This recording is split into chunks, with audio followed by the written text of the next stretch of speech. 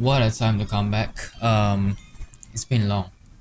6 months and I'm back now.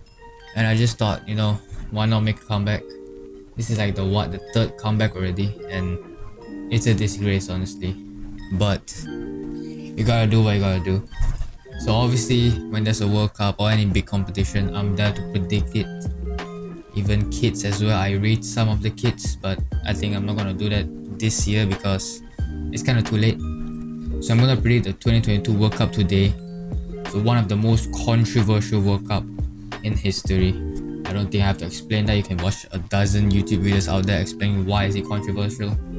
But yeah, so I'm gonna stop waffling and let's get into it. So in Group A we have the host Qatar, Ecuador, Senegal and the Netherlands. So obviously as my second nation, I support the Netherlands because my country doesn't qualify for the World Cup. We just don't do that. I mean, obviously it's hard. It's really hard for an Asian team to qualify unless you're Korea or Japan. But it's different levels. So this is the first group, and the hosts are in the first group already. So after a while, the Netherlands finally qualified for the World Cup, and it's also Van Dijk's first ever major tournament, and it's already like almost 30 now. So this group is, I think, pretty predictable, and I think Netherlands and Senegal will go head to head to finishing top, but I think Netherlands will come out top. And just a few hours ago, I think yesterday, Mane is confirmed out for the World Cup, which is a huge shame, but this World Cup, a lot of star players are injured, so you can't really do anything.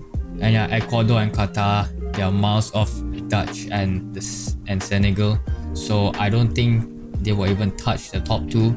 So in my opinion, I think Netherlands will finish first, Senegal second, Ecuador third, and the host Qatar fourth. I don't see Qatar doing any damage at all. I mean, are they even that good? They only got in because they're the hosts. So yeah, unless they can do a Russia 2018, then that will be surprising honestly. But yeah, so moving on to Group B, we have England. It's not coming home by the way. We have Iran, Wales, and the USA. So you honestly couldn't write this group up. England and USA in the same group is just madness. And I think whoever wins it will settle the name of the spot, well, not literally because football is still clear. Southgate with a fairly good squad, and with that alone I think they will finish top. I think this should be an easy group for England. Although Southgate left out Tomori at Milan, and he took Maguire with him and also Eric Dyer. I don't think they're bad, it's just that Tomori deserves it more. But yeah, very controversial there. But as I say, England, you never know. Maybe they could finish second, and there should be a shocker in this group, maybe. And this is Wales' first World Cup in 60 years. I think they can finish second, but the US is just too strong in my opinion, with a lot of superstars, like Gio Reyna, Christian Pulisic, and they're quite decent to be fair. So I think Wales will finish third, and Iran finishing fourth. But I won't be surprised if there's a shocker in this group, because from Iran to Wales and the USA, it's just really tight. But I still think England will go through. I think it should be easy for them. They usually bottle it from the quarters to the final, so it doesn't really matter in the group stage. So in Group C, we got Argentina, Saudi Arabia, Mexico, and Poland. So this group is kind of spicy, I can't lie.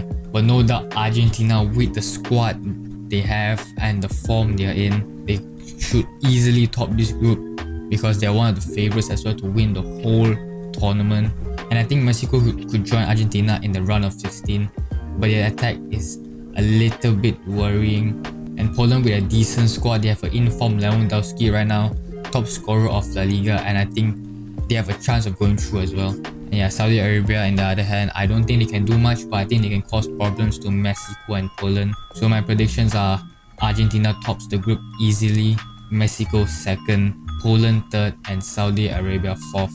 So we're going on ahead to Group D, which consists of France, Australia, Denmark, and Tunisia. So last Euros, Denmark was actually pretty good. You have the Eriksen incident, but now he's a whole new person. He went to Brentford, now he's at Man United, so good for him.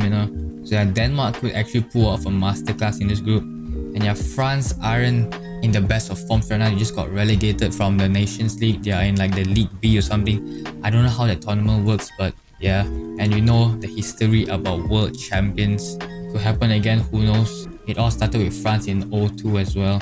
And then you have Australia and Tunisia, and I can't really comment much about Tunisia. And I don't think they're really that bad, but yeah. And just know Australia is somewhat decent. So my prediction, I will go Denmark top the group, with France coming in second, Tunisia third, and Australia bottom. So now Group E, we have Spain, Costa Rica, Germany, and Japan. So in my opinion, this is the World Cup group of death. 3 big nations, and you have Costa Rica, like no disrespect, you know, they have Navas and all, but they just miles off them. So it's quite hard to actually predict this group. And I think I'm going to go bold, and I'm gonna say Spain is not going through. Enrique with a questionable squad selection. You know, he is, as people say, he is kind of Barca biased, but let's just see in the World Cup. And Japan have always been great to watch. You know, it's so unlucky that they got knocked out last World Cup by Belgium with that last minute Chadli goal. You just can't forget that moment, honestly. So they don't have the best of teams, but they have a well-built squad, and I think we can expect a lot from them. So yeah, Germany under Flick is actually insane. Their attack is really dangerous, and I think they can make it quite far in this World Cup.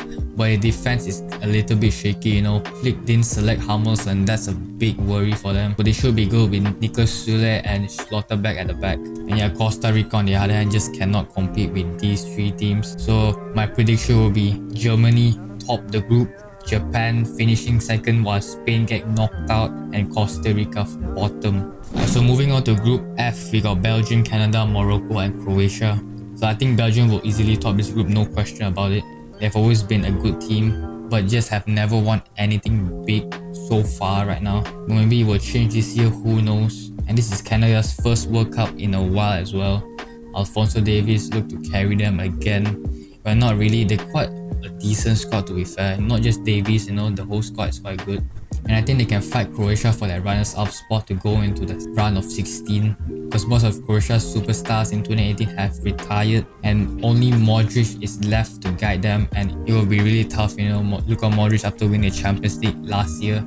And yeah, but you just never know, so it's kind of a gamble with Canada and Croatia, but I think Croatia can still go through. And yeah, Morocco's late change of manager is really bad in terms of timing, and yeah, and I think they will finish last. So my prediction for Group F is Belgium top the group, Croatia second, and Canada just missing out on the runners-up, and Morocco fourth.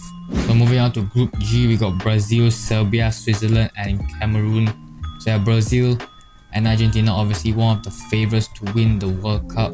But yeah, such a shame Bobby Firmino isn't included. I don't know how, but he is not included in the squad.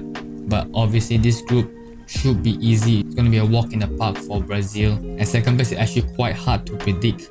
All 3 teams are really good and pretty equal in terms of quality as well. It's a really tough one, but I think Switzerland will edge through, followed by Serbia and Cameroon. So my final prediction is Brazil first, Switzerland second, Serbia third, and Cameroon fourth. So last but not least, Group H, we got Portugal, Ghana, Uruguay, and South Korea.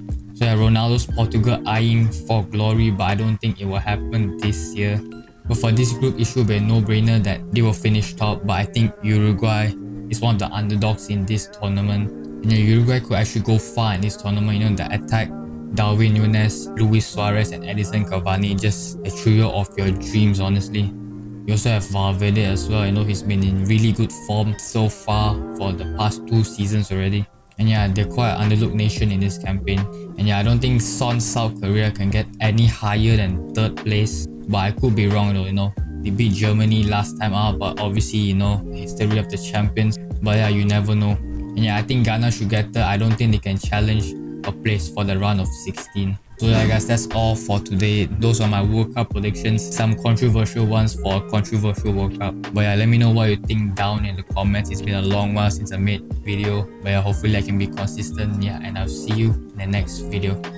Goodbye.